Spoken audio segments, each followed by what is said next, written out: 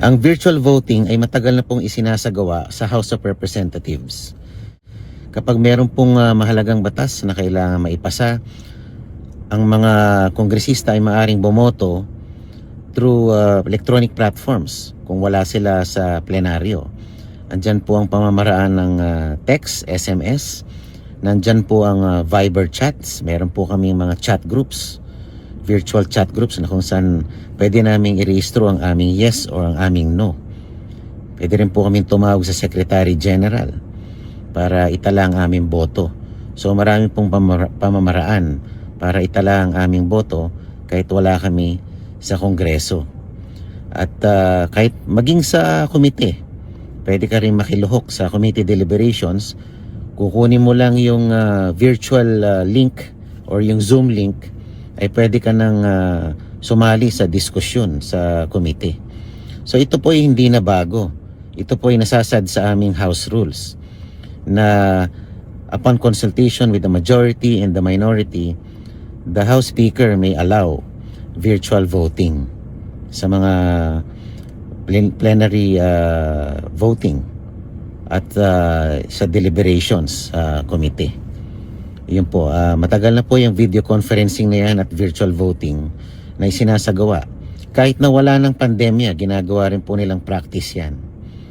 At hindi ko po maintindihan kung bakit sa Senado ay hindi nila pwedeng isagawa ito. Pareho lang naman ang trabaho ng House of Representatives at ng Senado. Pareho lang silang gumagawa ng batas. Pareho silang bahagi ng legislatura.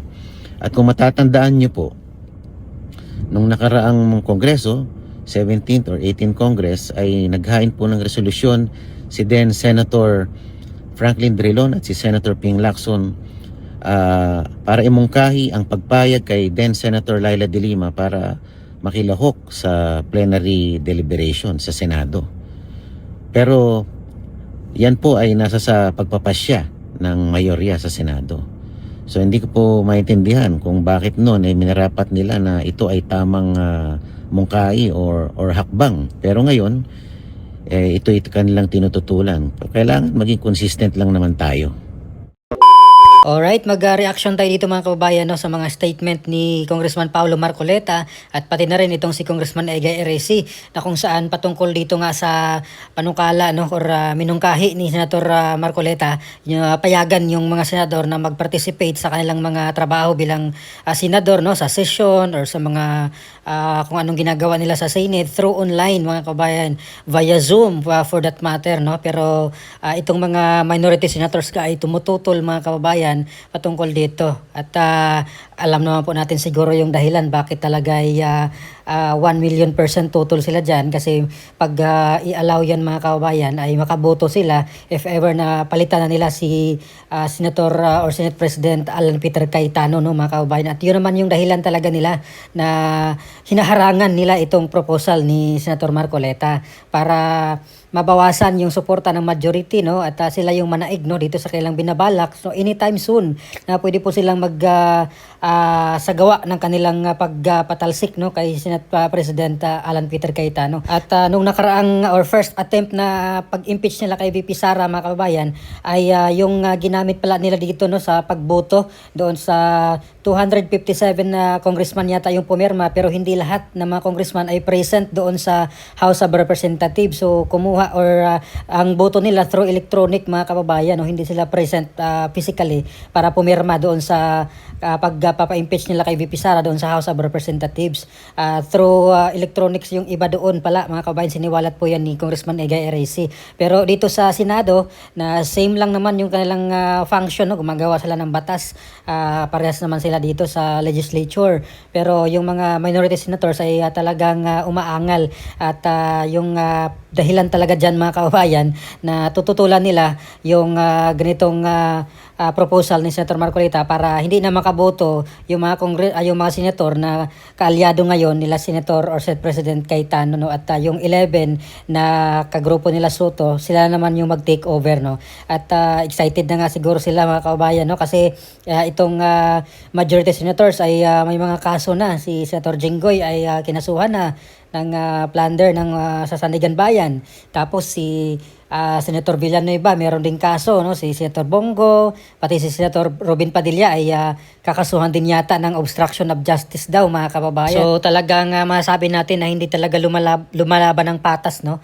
Itong mga antay dito sa majority team ngayon ni Senate President Alan Peter Cayetano, no? At gagawin nila lahat para talaga ay mapalitan si Senate President Cayetano, no? At hindi na naman matuloy yung investigation ng flood control, mga kababayan. Kung tutuusin ay mas bagay sa kay Senate President Cayetano na siya yung mangunan dyan, no? Siya yung magiging Senate President kasi tingnan mo naman may parating na impeachment trial, no? At iwan ko lang kung hindi abogado yung mag-presiding officer dito sa impeachment trial, mga kababayan. At kung si Gatchalian yung iluklok nila bilang Senate President ay malamang, no? Papaturo pa yan kung ano yung gagawin niya, no, sa pag-preside ng impeachment, mga kababayan. Kasi yung abogado na kasama ngayon sa minority ay si Kiko Pangilinan lang.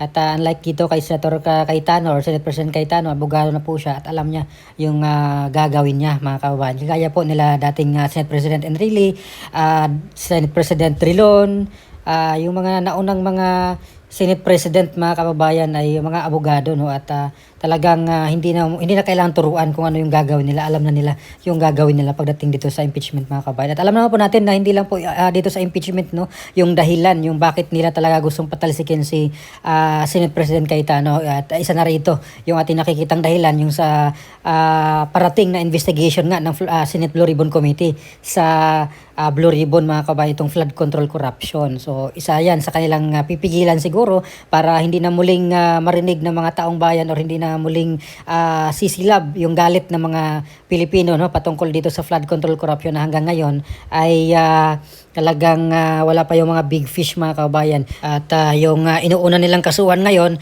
ayan si Senator Jingo Estrada, sila Villanueva, ayan si Chis Escudero, ay may kaso na rin po yata, no? Pati si Senator Marcoleta, meron na rin. Si Senator Robin Padilla, at si Senator Bongo ay sa ICC naman, mga kababayan, no? Kagaya po kay Senator Bato de la Rosa. So wala talaga, mga kababayan, na masabi natin na hindi talaga lumaban ng patas, no, itong mga kalaban ngayon ng majority team ni Senate President Alan Peter Cayetano. Pero ganun pa man ay hintayin na lang natin ng matapos na ang termino ni PBBM at sana ay matuloy nga yung eleksyon, no? Kasi may binulgar nga dito si Senator Amy Marcos patungkol nga doon sa binabalak na or pinag-uusapan nila na CONAS na kung saan ay walang eleksyon sa 2028, no, at ma-extend yung galang termino sa 2031, mga kababayan. At I doubt, no, kung hanggang 2031 lang yan, baka forever na nga yan.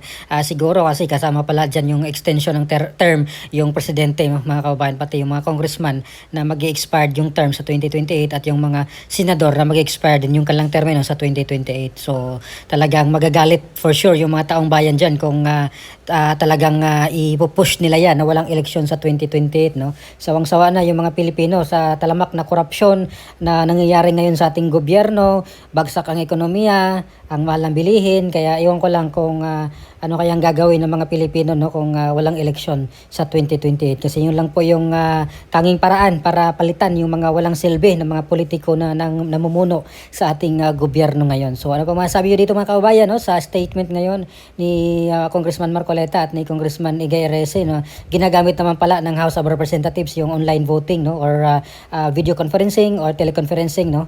At bakit sa Senado hindi, no? At pumapalag itong mga minority senators. So please comment down below kung anong masasabi nyo. Maraming salamat. God bless po sa ating lahat.